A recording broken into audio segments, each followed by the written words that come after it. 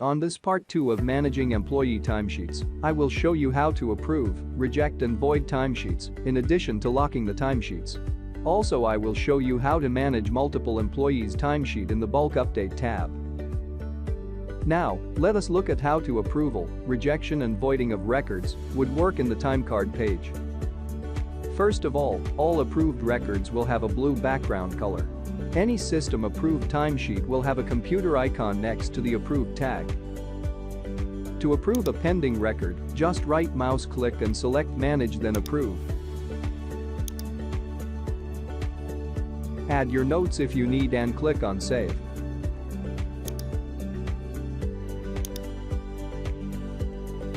To approve multiple records for the employee, just tick the records, right mouse click or click on the blue down arrow, then select Manage and Approve, enter the notes,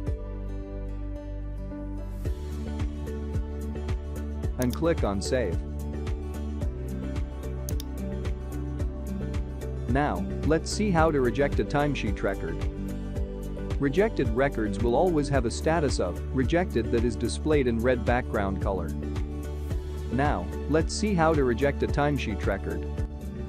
Rejected records will always have a status of rejected that is displayed in red background color. So for rejecting the timesheet records, follow the same steps we did for approval. To reject any record, just right mouse click and select Manage then Reject. Add your notes.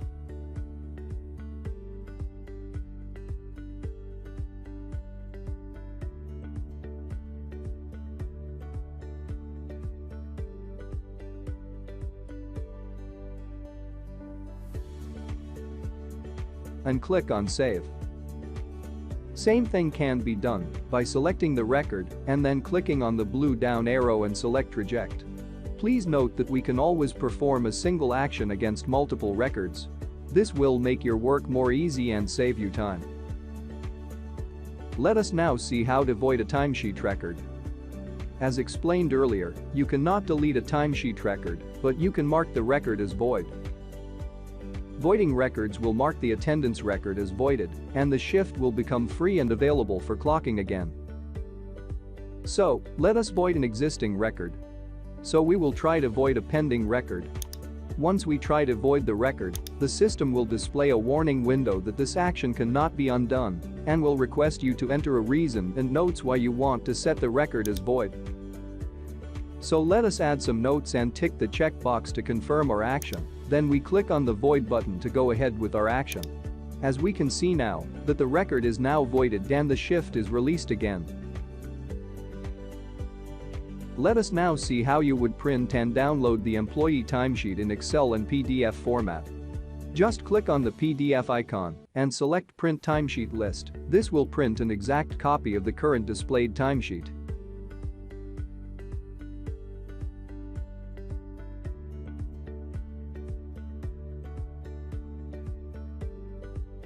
To print weekly hours totals for each date, just click on the second option Print Weekly Hours Timesheet, and the system will display the data for you in another tab.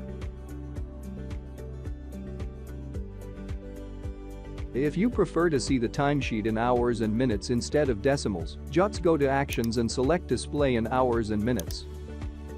Then, all hours and time difference be displayed in hours and minutes. To go back, just click on Actions again and select Display Decimal Hours. If you like to hide and display other columns, click on the Columns button, then tick the column you would like to view and untick the column you would like to hide. Now we have almost covered everything in the Employee Timecard tab. Let us move into the Bulk Update tab. As explained earlier, the bulk update page will help you to view and maintain multiple employees' timesheets at once.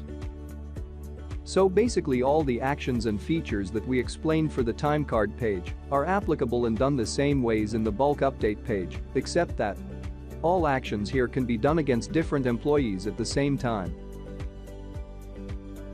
Let us see how we can display the timesheets for all employees working at a particular date or particular site.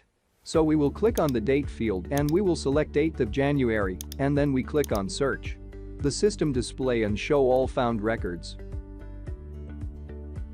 Note that we now are looking at different timesheets for different employees that have worked on the 8th of January. Let us click on the status header to sort our data by the status. Let us approve all pending timesheets. To do this, select all pending records, then right mouse click and select Manage, then Approve. Then enter any notes you like and click on Save.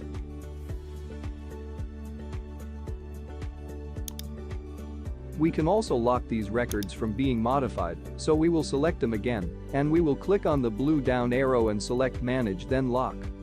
The system will display a new window and will ask us to enter a compulsory notes. Then we click on Save, and the system will lock all selected records. Please note that not all users can lock and unlock timesheet records. You have to be authorized in order to be able to lock and unlock timesheet record. Let us now move to the Summary tab. As explained earlier, this is where you can compare your employees' total scheduled hours with their attendance hours for any given period of time. So let us say we want to view our data for the month of March 2019, then we click on Search. The system will then display all employees that are scheduled or had timesheets entered for the selected period. Let us select all employees by clicking on Select All.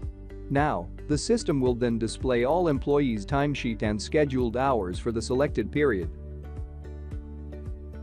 In addition, the difference in hours between the scheduled and timesheet hours will also be displayed and compared automatically for you. Click on any column header to sort the report by any desired column. We can export this report to PDF and Excel. In addition, we can hide and add more columns for our report. We also can move the columns around to suit our viewing preference.